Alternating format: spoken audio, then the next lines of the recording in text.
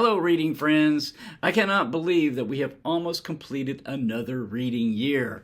I have read quite a bit this year. I think I am on my 48th book. And I'm going to have another video coming up that's going to go over my year overall, my reading year. I'm a bit behind on my book chats. I do hope to catch up on those book chats in the new year. But for now, I thought it would be kind of fun to just go over my 10 favorite reads of 2024. I've gone through everything that I've read and everything that I expect to finish in the next 2 weeks for the remainder of the year. And I've picked out what are my 10 favorites. Now, for this list is going to not be in any particular order. I'm going to start with number 10, but the last three, number 3, number 2, and number 1, are pretty set in stone. I can say for sure that my number one read was. So my reading, as usual, as per me, is sort of all over the place. I have fiction, I have nonfiction here even on my top 10 list. So I will give you a hint about my top 3. My top 3 are a psychological thriller, a work of fantasy, and a work of science fiction. So stay tuned for that to the end if you're interested to find out what the top 3 reads were. But let's kick it off with number 10. The Master and the Emissary by Iain McGilchrist. I listened to this in an audiobook and it was narrated by Dennis Kleinman, and I just loved this work of nonfiction about the Master and the Emissary. This is about our right brain and our left brain, the right brain being the master and the left brain being the emissary, the right brain being the intuitive, sort of the both and side of us, and the left brain being the and or sort of discriminatory, fragmented part of our brains, and how the two parts of the brain work together. But then sometimes the emissary, there's this sort of analogy, I guess, or a metaphor of the master and the emissary, where the master delegates work to the emissary, but then the emissary eventually thinks that it's smarter or knows the truth more than the master and begins to ignore the master. And Iain McGilchrist argues here in this book that, us overall, meaning Western people, civilization, has definitely skewed more to the emissary, to where we think the emissary is the ultimate truth. The right brain, the master, sort of sees things symbolically, metaphorically, big picture. The left brain is where where language sits. So this is how it gets described to us, or how we communicate about it is through the left brain, but the ideas themselves originate in the right brain. So anyway, I just found the book fascinating, and it is on number 10 here on my list. Next, I have a work by C.S. Lewis, Mere Christianity. There was a lot that I loved about this book and a lot that I did not love and actually disliked. But my likes way outweighed my dislikes. As a matter of fact, this is one of the books that I have continued to reference throughout the year. I read this earlier in the year with a buddy. I read this with a friend, and we actually did an extensive discussion on this book over on my other channel. So I will put a link down to that extended, about an hour long, I think, conversation we had about Mere Christianity. But just some takeaways from this book why I really loved it. I liked the idea about the 3 parts of morality he describes here, which is where, like, there's the morality of me and you, like how we interact with each other, and then there's the morality of how we develop ourselves as a person, working on making ourselves into a good person. And then the third aspect of morality he talks about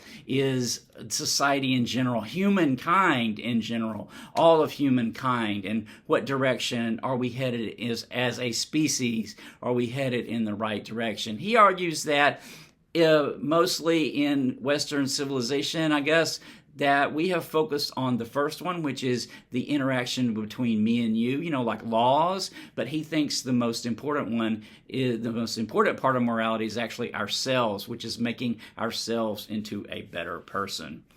So yeah, there was a couple of other analogies he used here was the map, whereas he says like the Bible and like religious teachings are really a map, and then it's a mistake to mistake the map for the truth rather than the truth. So to make them to mistake the map for reality instead of the actual true sort of Christianity.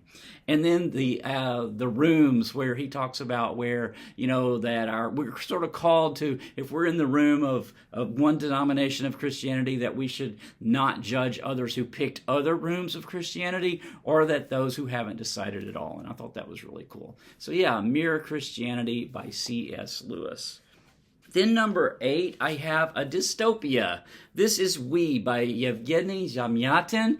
I actually buddy read this with a friend as well, and we also did a very extensive chat about this book on my other channel, so I will link to that chat below. But this book is set in a dystopia. This book was written I think in 1921 in the Soviet Union, and it is all about a we state where there is no individuality. Everybody is equal. So, you know, we strive for equality among ourselves in society, but this is a look at what would happen if we were all exactly equal. So there is no individuality in the one state, it's called. Then there is this border between the one state and sort of the natural world. And in the natural world, the people over there do not have we-ness. They're only individuals. And so they don't have a society, a complex society, because, you know, it takes cooperation to really to move forward, right? So there's that tension. And this is showing us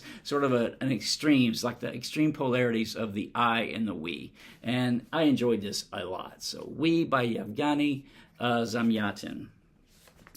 Then number 7, I have Gilead by Marilynne Robinson. You ever have one of those books that's set on your reading list for years and you never get to it and you're not really quite sure why? And then when you finally do read it, you go, wow, that's how I felt about Gilead. I had this on my reading list for years, and I kept overlooking it, you know, and I never did, just go ahead and buy it and read it. I just had it on my want-to-read list.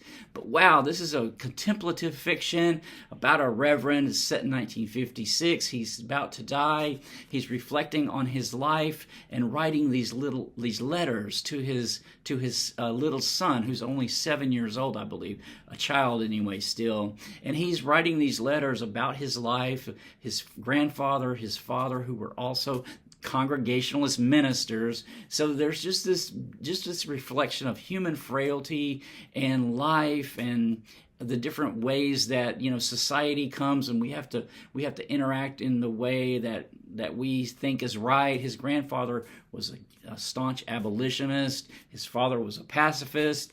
So yeah, it's just a beautiful book that I enjoyed so much. Just a really meditative type read, but really engaging as well. I definitely never got bored with it. So Gilead by Marilynne Robinson. And then number 6, I have Call Me By Your Name by Andre Aciman. I had seen this movie, and then I had just never read the book, and I decided to give this a listen.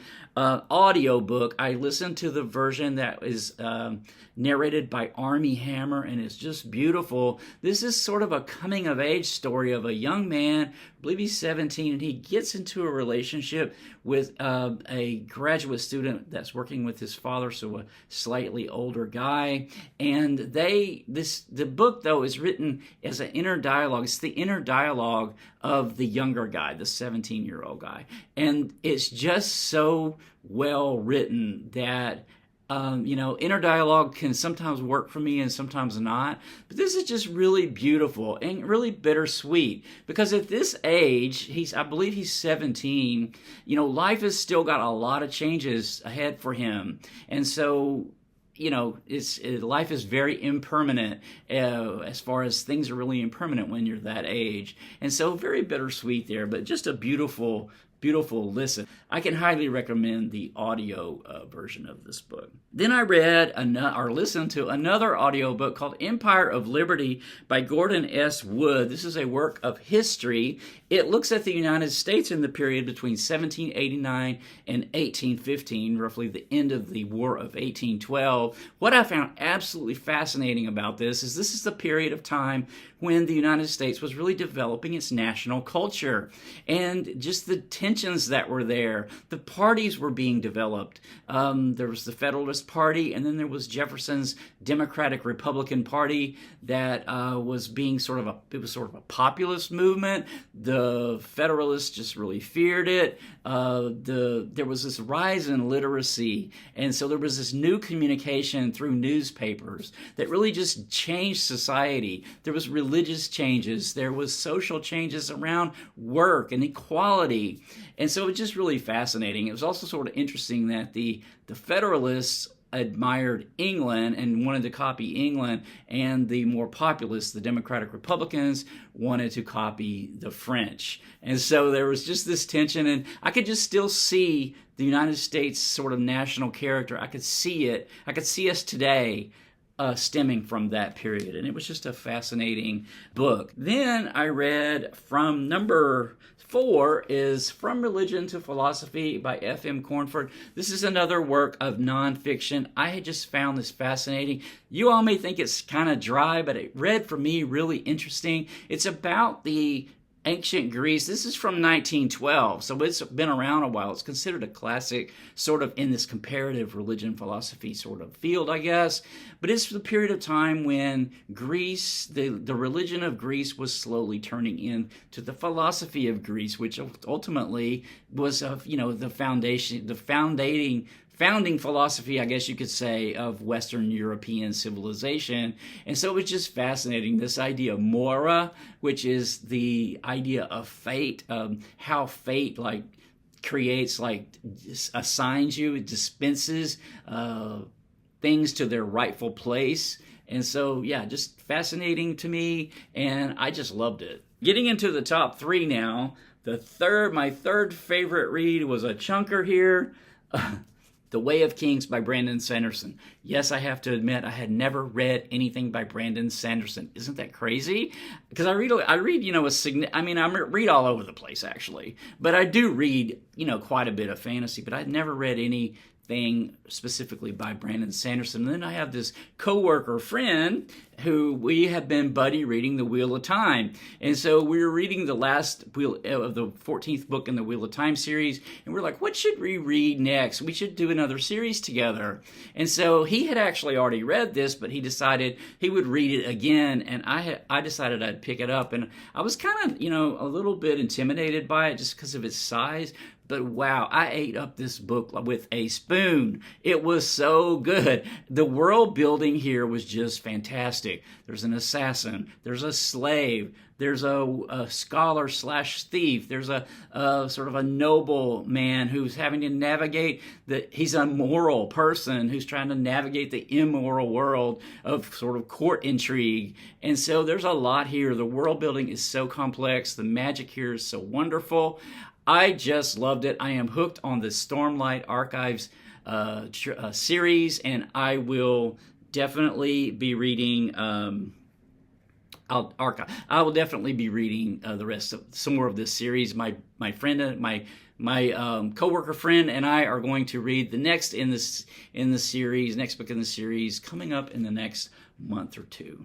All right, number 2, a psychological thriller here, called The Winner by Teddy Wayne. Teddy Wayne is one of my favorite living authors, and he came out with a book this year. This was published earlier this year. The Winner is a psychological thriller. I really almost didn't, I put off reading this. I bought the book, and then I put off picking it up for a while because something about it just didn't, the blurb that they used to market it and the cover, I thought, I'm not going to really like this book. But then I thought, you know what? I've loved everything else Teddy Wayne has written. I will probably love it. And yes, I did. I loved it. Teddy Wayne does a really good job of writing male characters. The male perspective. Especially men who are sort of outsiders, not really outsiders, but find themselves like they fit in, but they don't really fit in emotionally, right? They think of themselves as outsiders. And this is about a young guy who gets this job as a tennis pro for the summer, and he goes to this wealthy, I think it's Long Island neighborhood, exclusive neighborhood, and gets into some relationships there. And also there's several plot twists. And so, yeah, it turns out to be a great psychological thriller, and I just loved it. The Winner by Teddy Wayne. Finally, my number one read of the year is Project Hail Mary by Andy Weir.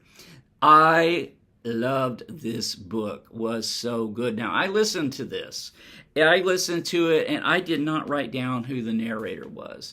But I listened to it, and the narrator, I recommend listening to this book. The narrator was so entertaining.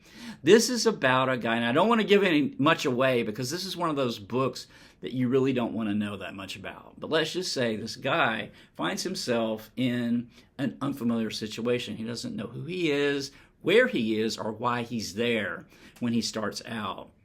But ultimately, he makes a friend. And this book is ultimately, when it's all said and done, I mean, there's a race against the clock. There's high stakes. This is a work of science fiction, by the way. There's high stakes, including saving the world and also himself and others. But it's ultimately about friendship when it all comes down to it. And I thought it was so beautiful, the way it was done. So, I hope everybody winds up sometime in their life making a friendship, creating a friendship with someone like our main character did in Project Hail Mary. My understanding is Project Hail Mary is being adapted into a film, and I hope sincerely they do not screw this up because the book is so good.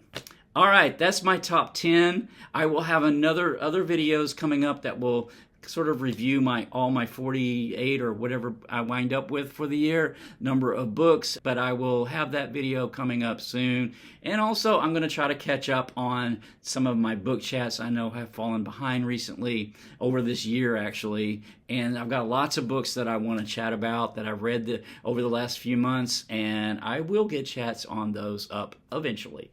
So anyway, thank you for tuning in if you made it this far, and I'll see you again soon. Bye.